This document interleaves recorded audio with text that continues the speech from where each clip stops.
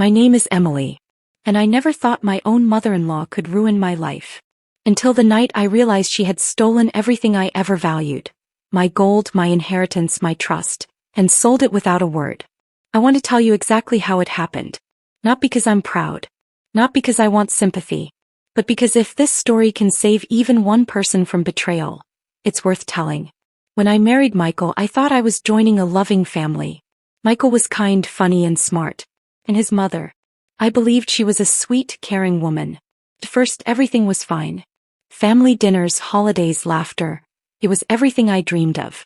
I even inherited some family gold from my own parents. A few necklaces, a bracelet, and a wedding ring set my grandmother gave me. I kept it in a small safe in my bedroom. I never imagined anyone would touch it. After all, I was part of the family now. Right? It started with small things. I noticed missing coins from the jewelry box, cash envelopes disappearing, and sometimes my mother-in-law, Carol, would make jokes about my spending habits. At first I brushed it off. I thought maybe I misplaced things or Michael moved them. But one afternoon I came home early from work and saw something I'll never forget. Carol was standing near my bedroom with a box in her hand. When she saw me, she smiled too widely, her hands frozen mid-motion. "Emily, you're home early," she said.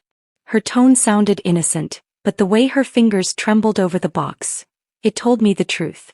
I didn't yell. I didn't confront her. I walked past her calmly and went to my bedroom.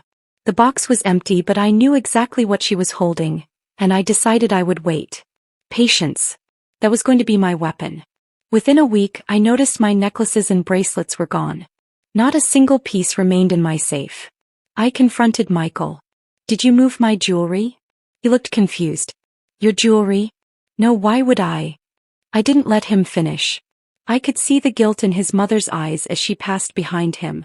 That's when I realized, this wasn't about money. It was about control. And Carol wanted it all. I could have screamed. I could have fought. I could have exposed her to Michael and risked being accused of paranoia. But I stayed silent. The very next day I started watching her.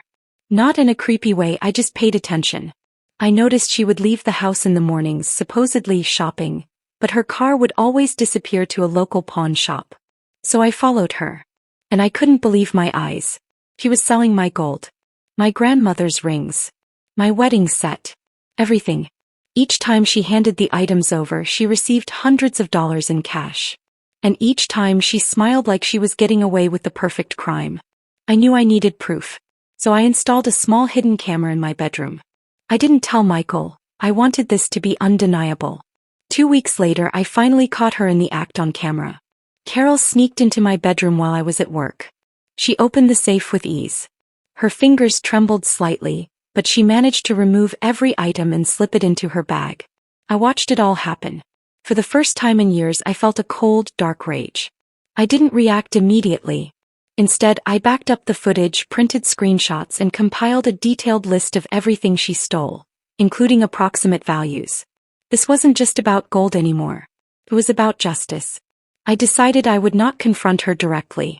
That would only give her a chance to destroy the evidence or turn Michael against me. Instead, I contacted a lawyer who specialized in family disputes and theft. We discussed my options. I could go to the police, but I wanted a bigger impact. I wanted her publicly accountable. I decided to create a legal trap. I invited Carol to my friend's wedding dinner at our house, a private gathering where she would not suspect a thing. Little did she know, I had already given the lawyer copies of the video and printed evidence. The night of the dinner, I acted perfectly normal. "Carol, I'm so glad you could come." I smiled, poured her a glass of wine, and watched her carefully. She didn't suspect a thing. She chatted casually, laughing at Michael's jokes, showing off her new dress. And then I brought it up casually. "By the way, I noticed some of my grandmother's jewelry was missing. Strange, right?" Her smile faltered slightly.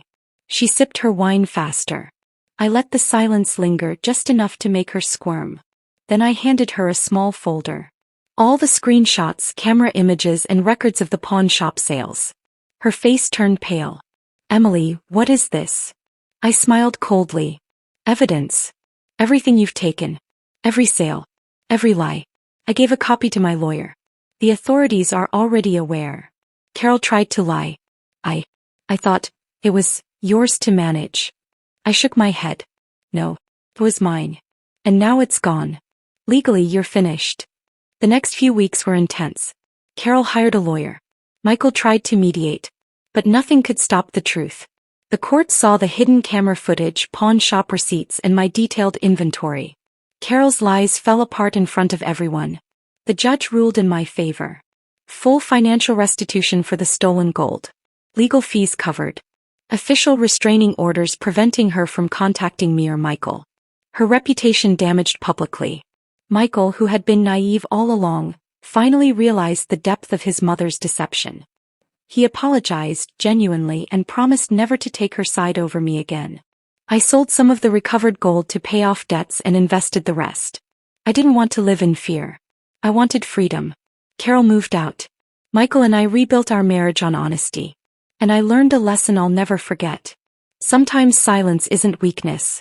Sometimes patience, planning, and strategy are the strongest revenge. If this story inspired you, shocked you, or gave you hope that justice is possible, like this video. Subscribe for more real, intense cheating and lies stories. Comment below. What would you do if your ML betrayed you? Your support helps more survivors hear these stories and feel empowered.